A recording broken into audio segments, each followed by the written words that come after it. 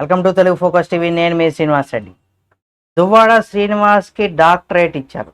ఎందుకు ఇచ్చారు ఏమనేది కూడా ఈ వీడియోలో మనం తెలుసుకుందాం. ఆంధ్రప్రదేశ్ వైసీపీ ఎమ్మెల్సీ దువ్వాడ శ్రీనివాస్ని డాక్టరేట్ వరించిందని కూడా చెప్పుకోవచ్చు. ఈరోజు హైదరాబాద్లోని గ్రీన్ పార్క్ హోటల్లో అమెరికన్ ప్రెసిడెంట్ డొనాల్డ్ ట్రంప్ సలహాదారుడు మార్క్ బర్గ్ చేతుల మీదుగా కూడా దువ్వాడ శ్రీనివాస్కి డాక్టరేట్ సత్కారం పొందినట్టుగా సమాచారం. వెనకన్నా వీడియో చూస్తే అంటే ఫోటో చూస్తే కూడా మీకు అర్థమైపోతుంది ఇంతటికి ఎందుకు ఇచ్చారు అంటే. దీనికి సంబంధించి కానీ మనం చూసినట్లయితే ట్విట్టర్ అంటే ఎక్స్లో ఒక పోస్టు నెట్టింటే బాగా వైరల్గా మారింది.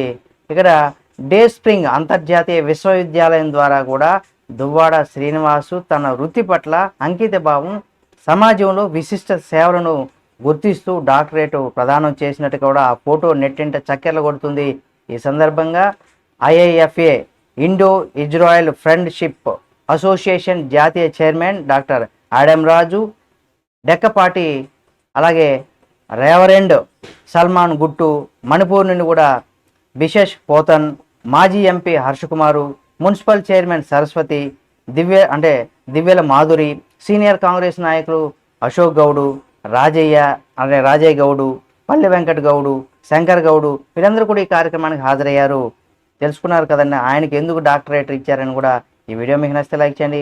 ఆయనకి సంబంధించి మరిన్ని అప్డేట్స్ని ఎప్పటికప్పుడు మీ ముందుకు తీసుకొస్తుంది మన తెలుగు ఫోకస్ టీవీ ఛానల్. కాబట్టి సబ్స్క్రైబ్ చేసుకొని పక్కనే ఉన్న బెల్ బటన్ నొక్కడం మాత్రం మర్చిపోకండి.